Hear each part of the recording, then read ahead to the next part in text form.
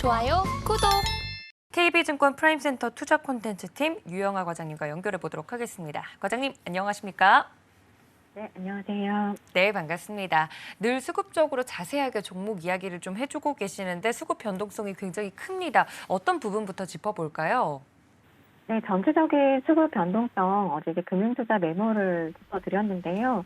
어제까지 금융투자의 배당을 위한 기계적 매수 중에서 3조 원 중에 한 2조 원 정도가 소화가 되었고 현재로서는 한 1조 원 정도가 남았다라고 볼 수 있을 것 같은데요.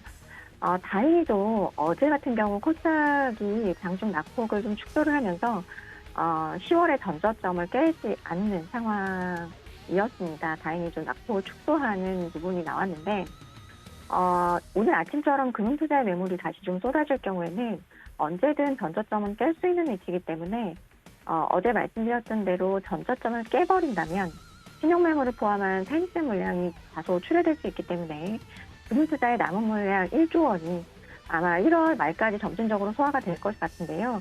지금 같은 경우는 이제 그 조달 비용이 너무 비싸기 때문에 아마 1월 말까지 가지 않고 조금 빠른 템포로 소화가 될 것 같아요. 그래서 1조 원이 소화가 될 때까지는 조금 더 좀 공격적인 매매보다는 조금 신중한 매매가 필요하다라고 보여지고요. 어제는 그래도 개장 첫날보다는 수급이 좀 괜찮았습니다. 특히나 이제 호재가 있었죠.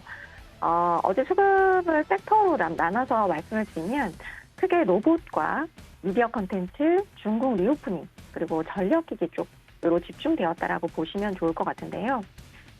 그중에서 가장 강한 바스켓 매수세를 보인 섹터는 로봇이었습니다. 어제 삼성전자가 레인보우 로보틱스에 지분 투자를 공시하면서 로봇 섹터가 크게 동반 상승하는 흐름이 나왔는데요. 레인보우 로보틱스가 사실 보유 자금이 많습니다. 그런데도 불구하고 증자의 형식으로 삼성전자로부터 투자를 받은 것을 감안을 한다면 아마도 삼성전자로부터 규모 있는 수주가 이어질 가능성을 염두에 두셔야 될 것 같고요. 아마도 이제 그 수주가 이어지면 대규모 계약에 필요한 어떤 투자 자금, 운전 자금을 미리 좀 받은 것이 아니냐라고 저는 개인적으로 보고 있는데요. 가장 중요한 것은 어제 어떤 이 투자에서 분기 매출액이 30억밖에 발생을 안 하는 레인보우 로보틱스의 기업의 밸류를 5천억 수준으로 삼성전자에서 인정해줬다는 것은 그 기술력을 인정을 해줬다라는 것으로 판단이 되고 있고요.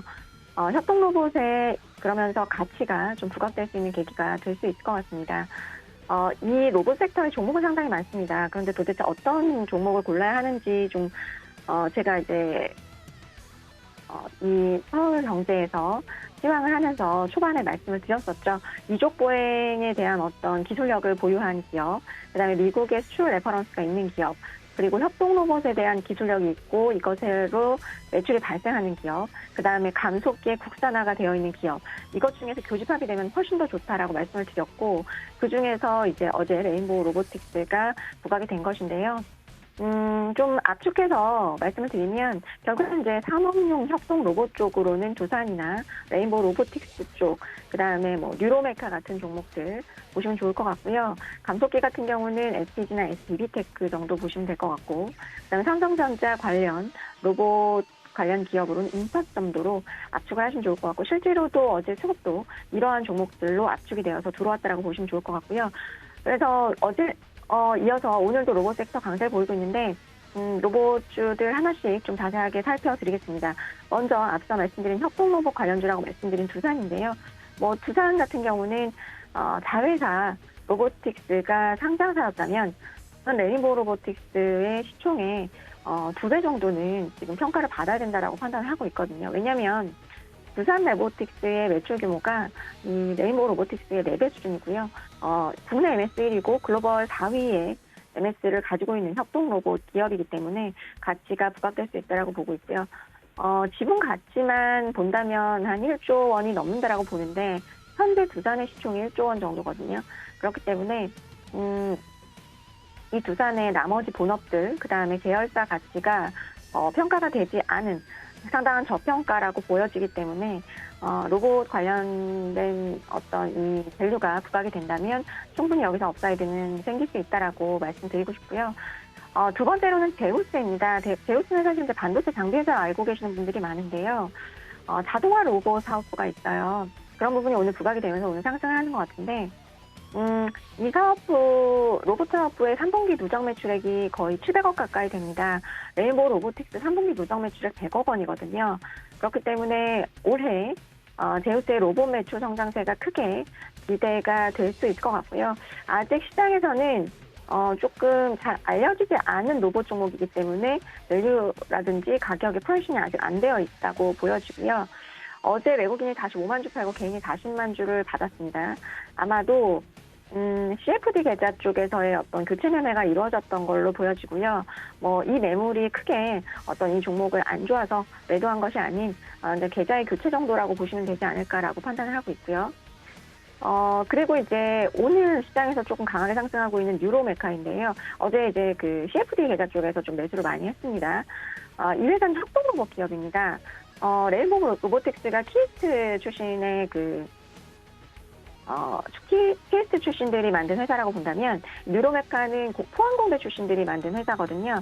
제품 총괄은 두산 로보틱스 출신이 맡고 있고요. 동사는 이제 그 협동로봇 중에서도 F&B 쪽에 특화되어 있어서 현재 고피자나 교촌치킨 매장에 로봇을 공급을 하고 있습니다. 상장이 작년 11월이었기 때문에 상당히 생소한 종목이실 텐데요.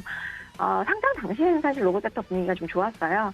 그러다 보니까 공모가 밴드 상단인 16,900원에 상장에 성공을 했는데 첫날에 이제 27,000원까지 오버슈팅하면서 다음날 오버행 매물로 흘러내리면서 현재 12,000원대까지 많이 빠져 있는데요.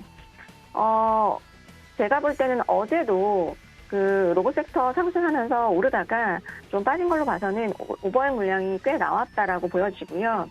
나올 수 있는 오버행 물량이 1개월짜리가 그 300만 주 정도였는데 그 물량은 일단은 더 거의 다 나왔다라고 보고 있거든요. 그래서 2개월 락업 물량을 봐야 되는데 이게 한 120만 주 정도 됩니다. 이게 아마 오늘부터 쏟아져 나올 텐데 현재 협동로봇 기업의 시총이 지금 1,200억 원에 불과하기 때문에 제가 볼 때는 이 2개월 락업 물량에 120만 주만 소화가 된다면 한번 괜찮게 바라보셔도 괜찮을 종목이라고 보여지고요. 2개월 물량만 마무리가 된다면 3개월 물량인데 저는 한 달 동안 그렇게 되면은 좀 안전마진을 확보할 수 있는 좀 가격대라고 볼 수 있지 않을까. 그래서 일단 락업 물량 해소되는 거 체크하시면서 접근해 보시는 거 말씀드리고 싶고 동사의 매출이 레인보우 로보틱스의 80% 수준입니다. 그런데 시총은 여전히 20% 수준에 머무르고 있기 때문에 아까 말씀드렸듯이 2개월 락업 물량 풀리는 부분을 확인을 하시고 접근해 보시는 거 말씀을 드리고 싶고요. 그리고 이제 마지막으로는 인탑스인데요. 이 회사는 휴대폰 케이스 만드는 회사고 진단키트 관련된 이제 사업 영역 가지고 있는데 총 3가지라고 보시면 돼요. 로봇까지 해서. 사실 그 기대감이 거의 이제 지금 많이 빠져 있는 상태에서 로봇 사업부에 대한 기대감으로 어제 기관 수급이 유입이 되었는데요. 로봇 같은 경우는 현재 서빙 로봇 생산 능력이 연간 5,000대 정도인데 내년 고객 사양으로 신규 출시가 또 예정되어 있고 삼성의 잼스익 관련해가지고 출시 모멘텀이 있기 때문에 삼성 같은 경우는 사실 그 웨어러블 로봇인 잼스가 언제 출시가 되냐 계속해서 좀 주가 드라이브가 될 것으로 예상이 되는 쪽이기 때문에 관심을 모아지는데 3월이나 4월 정도 윤곽이 좀 드러나고 있는 것 같아요. 그래서 일단 좀 기대를 해봐도 되지 않을까. 로봇 테마가 부각되면서 어쨌든 올해 들어 기관의 첫 매수세가 포착되었다는 점 체크를 하시면 좋을 것 같고요. 마지막으로는 이제 미디어 엔터 쪽입니다. 계속 좋은데 SAMG 엔터가 티니핑 이 이제 중국 OTT인 유쿠나 텐센트 IT 쪽에서 공개가 동시에 됐습니다. IT 같은 경우 실시간 급상승 순위 1위를 기록하면서 이제 올해 초 상한가를 기록을 했는데요. 2021년 시즌 1으로 IP를 이미 갖춘 후에 시즌 2이기 때문에 인지도가 더 빠르게 상승을 했다라고 보시면 될 것 같아요. 공모 희망 가격 상단이 26,000원이었는데 지금 주가도 그렇게 부담스러운 수는 아니라고 보여지거든요. 그래서 1월 6일 1개월 보호예수 물량이 풀리는데요. 이게 22% 수준으로 좀 많습니다. 그렇기 때문에 아마도 오늘부터 매도가 가능해질 수 있을 것 같아요. 그래서 이 물량 소화가 되고 나면 아마 바닥을 좀 다지게 되지 않을까, 관심 가져보셔도 되지 않을까 예상해 볼 수 있을 것 같습니다. 좋아요, 구독!